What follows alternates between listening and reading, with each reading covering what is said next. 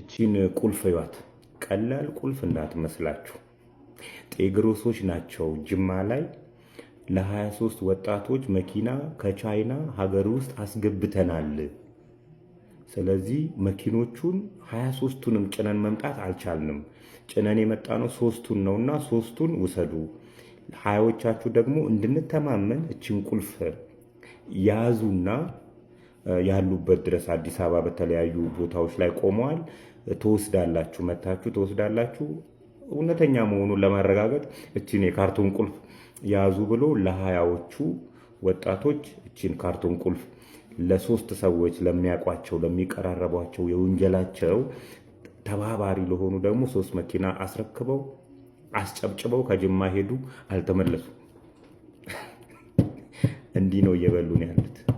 በዚህ ውስጥ የሚያሳዝናችሁ ነገር በዚህ ውስጥ የኦሮሚያ ወጣቶችና ስፖርት ቢሮ ዳይሬክት ተሳትፏል።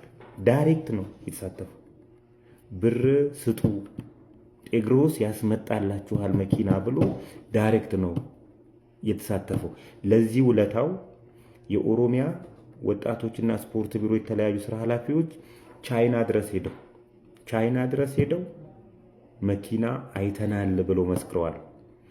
ፊንቴክ ጅቡቲ ሄደው መኪና አይተናል ብለው እንደመሰከሩት ሁሉ የኦሮሚያ ስፖርትና ወጣቶችና ስፖርት ቢሮ አይተናል።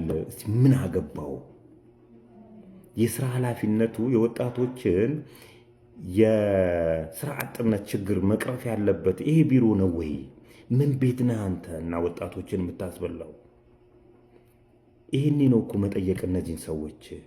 ወጣቶች የተለያዩ ገና የጀማመሩ ግማሹ ባጃጁን ሸጦ ከፍ አድርጌ እሰራለሁ ብሎ፣ ግማሹ የአባቱን መሬት ሸጦ ነው ለዚህ ድርጅት እንግዲህ የሰጡት። አሁን ላይ የተለያዩ ደብዳቤ ከመጻፉ ውጪ ምን ደረጃ ላይ ደርሰሃል፣ የት ነው ያለው ብሩን እንኳን ሊሉት አልቻሉም። አፉም ሞልቶ ብር ስለሌለኝ ተበድሬ እመልስላቸዋለሁ ይላል። እንግዲህ በተለያዩ የኦሮሚያ ዞኖች ላይ ለዚህ ድርጅት ብር የከፈላችሁ ሰዎች እግዚአብሔር ይሁናችሁ።